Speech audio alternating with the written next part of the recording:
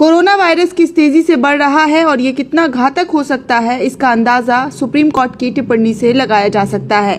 इसने कहा है कि यदि राज्य तैयार नहीं होंगे तो दिसंबर में बहुत खराब हालत होने वाली है। कोर्ट ने तो उन 4 राज्यों से 2 दिनों में स्टेटमेंट रिपोर्ट की भी तलब की है, जहां कोरोना संक्रमण के मामले तेजी से बढ़ रहे हैं। साथ ही सभी राज्यों से पूरी तैयारी रखने को भी कहा गया है। आपको बता दें कि हाल ही के दिनों में जिस तरह से कई राज्यों में संक्रमण के मामले तेजी से बढ़े हैं, सरकार की चौकसी बढ़ी है। सुप्रीम कोर्ट तक को दखल देना पड़ रहा है। उसे सवाल खड़ा होने लगा है कि क्या भारत में भी कोरोना की दूसरी लहर आने वाली है। कोरोना की दूसरी लहर से दुनिया के कई देश जूझ रहे हैं। जिन देशों में दूसरी लहर आई है वहां ये पहले से ज्यादा आक्रामक है और अधिकतर देशों में तो ये पहले से 2 गुना तेजी से बढ़ रहा है। आपको बता दें कि भारत में इसलिए दूसरी लहर आने की आशंका जताई जा रही है क्योंकि दिल्ली में संक्रमण काफी तेजी से फैल रहा है और कहा जा रहा है कि वहां संक्रमण की तीसरी लहर आ गई है। कई राज्यों में संक्रमण तेजी से बढ़ रहे हैं। हाल ही में खतरे को देखते हुए महाराष्ट्र में बीएमसी के स्कूल 31 दिसंबर तक बंद कर दिए गए हैं।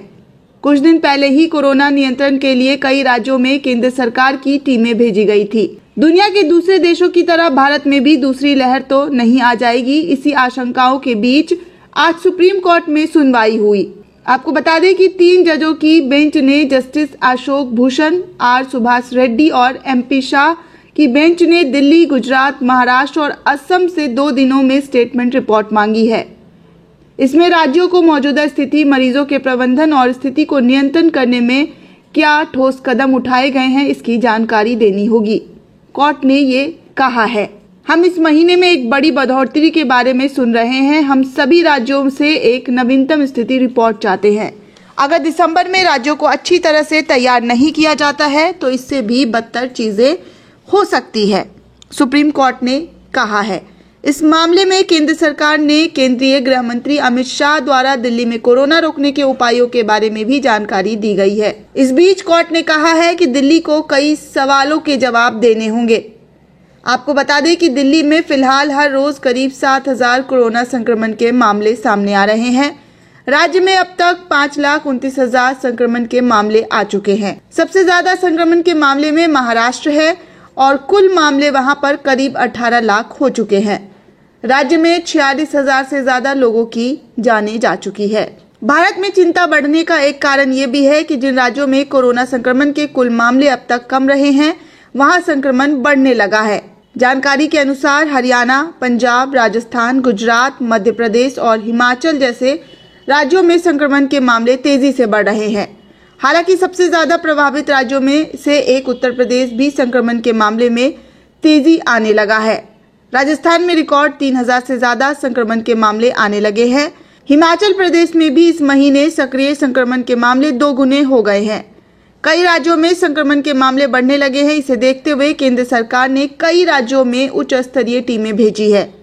पहले राजस्थान, गुजरात, हरियाणा और छत्तीसगढ़ में ये टीमें भेजी गई थी।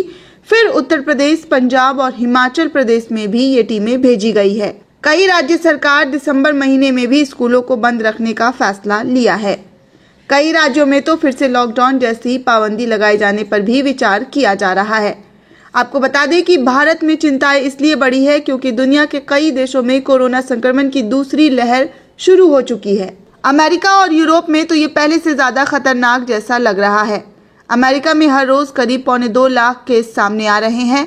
न्यूयॉर्क में स्कूल, कॉलेज सारे बंद कर दिए गए हैं।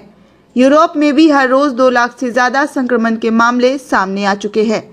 कई यूरोपीय देशों में तो फिर से लॉकडाउन लगाया गया है।